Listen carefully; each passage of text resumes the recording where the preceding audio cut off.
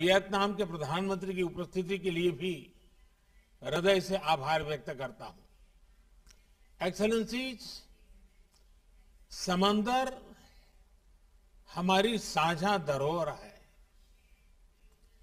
हमारे समुद्री रास्ते इंटरनेशनल ट्रेड की लाइफलाइन है और सबसे बड़ी बात यही है कि ये समंदर हमारे प्लेनेट के भविष्य के लिए बहुत महत्वपूर्ण है। लेकिन हमारी इस साझा समुद्री धरोहर को आज कई प्रकार की चुनौतियों का सामना करना पड़ रहा है। पायरेसी और आतंकवाद के लिए समुद्री रास्तों का दुरुपयोग हो रहा है। अनेक देशों के बीच मैरीटाइम डिस्प्यूट्स हैं और क्लाइमेट चेंज तथा प्राकृतिक आपदाएं भी मैरीटाइम डोमेन से जुड़े विषय हैं। इस व्यापक संदर्भ में अपनी साझा सामुद्रिक धरोहर के संरक्षण और उपयोग के लिए हमें आपसी समझ और सहयोग का एक फ्रेमवर्क बनाना चाहिए। ऐसा फ्रेमवर्क कोई भी देश अकेले नहीं बना सकता। ये एक साझा प्रयत्न से ही साकार हो सकता है। इसी सोच के साथ हम इस महत्वपूर्ण विषय को सुरक्षा परिषद के समक्ष लेकर आए हैं। मुझे पूरा विश्वास है कि आज की हाई लेवल चर्चा से विश्व को मैरीटाइम सिक्योरिटी के मुद्दे पर मार्गदर्शन मिलेगा। एक्सेलेंसीज, इस मंथन को स्ट्रक्चर देने के लिए मैं आपके समक्ष 5 मूलभूत सिद्धांत रखना चाहूंगा। पहला सिद्धांत, हमें मैरीटाइम ट्रेड में बैरियर्स हटाने चाहिए। हम सभी की समृद्धि मैरीटाइम ट्रेड के सक्रिय फ्लो पर निर्भर है। इसमें आई अड़चनें पूरी वैश्विक अर्थव्यवस्था के लिए चुनौती हो सकती है। फ्री मैरीटाइम ट्रेड भारत की सभ्यता के साथ अनादिकाल से जुड़ा हुआ है। हजारों वर्ष पहले सिंधु घाटी सभ्यता का लोथल बंदरगाह समुद्री व्यापार से जुड़ा हुआ था। प्राचीन समय के स्वतंत्र मैरीटाइम माहौल में ही भगवान बुद्ध का शांति संदेश विश्व में फैल पाया। आज के संदर्भ में भारत ने इसी खुले और इंक्लूसिव एथोस के आधार पर Sagar, security and growth for all in the region का विजन परिभाषित किया है। इस विजन के जरिए हम अपने क्षेत्र में मैरीटाइम सिक्योरिटी का एक इंक्लूसिव ढांचा बनाना चाहते हैं। ये विजन एक सेफ, सिक्योर और स्टेबल मैरीटाइम डोमेन का है। फ्री मैरीटाइम ट्रेड के लिए यह भी आवश्यक है कि हम एक दूसरे के नाविकों के अधिकारों का पूरा सम्मान करें।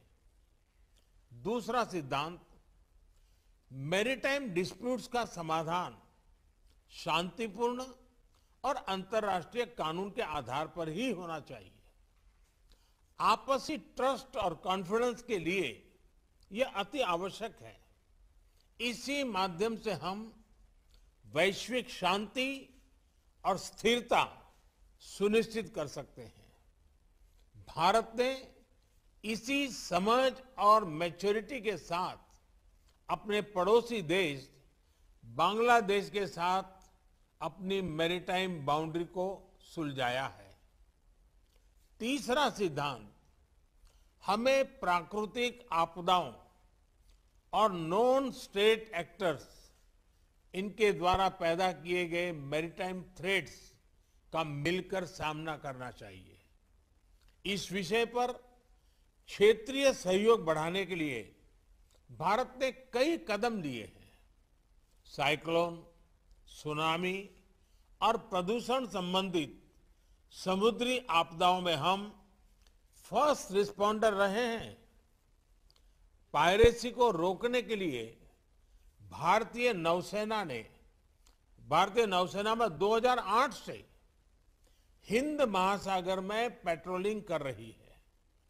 भारत का वाइट शिपिंग इंफॉर्मेशन फ्यूजन केंद्र हमारे क्षेत्र में साझा मैरीटाइम डोमेन अवेयरनेस बढ़ा रहा है। हमने कई देशों को हाइड्रोग्राफिक सर्वे सपोर्ट को और समुद्री सुरक्षा में प्रशिक्षण भी दिया है। हिंद महासागर में भारत की भूमिका एक नेट सिक्योरिटी प्रोवाइडर के रूप में रही है। चौथा सिद्धांत, हमें मैरीटाइम एनवायरनमेंट और मैरीटाइम रिसोर्सेज को संजोकर रखना होगा। जैसा कि हम जानते हैं, ओशन का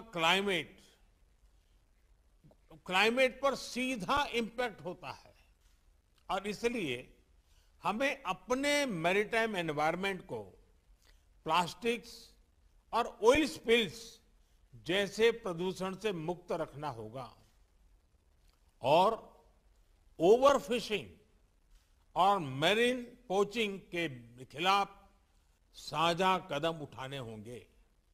साथ ही हमें ओशन साइंस में भी सहयोग बढ़ाना चाहिए। भारत ने एक महत्वाकांक्षी डीप ओशन मिशन लॉन्च किया है। हमने सस्टेनेबल फिशिंग को प्रोत्साहन देने के लिए भी कई पहले ली है। पांचवा सिद्धांत, हमें रिस्पॉन्सिबल मैरीटाइम कनेक्टिविटी को प्रोत्साहन देना चाहिए। यह तो स्पष्ट है कि समुद्री व्यापार को बढ़ाने के लिए इंफ्रास्ट्रक्चर का निर्माण आवश्यक है, लेकिन ऐसे इंफ्रास्ट्रक्चर प्रोजेक्ट्स के डेवलपमेंट में देशों की फिस्कल सस्टेनेबिलिटी और एब्सॉर्प्शन कैपेसिटी उसको भी ध्यान में रखना होगा।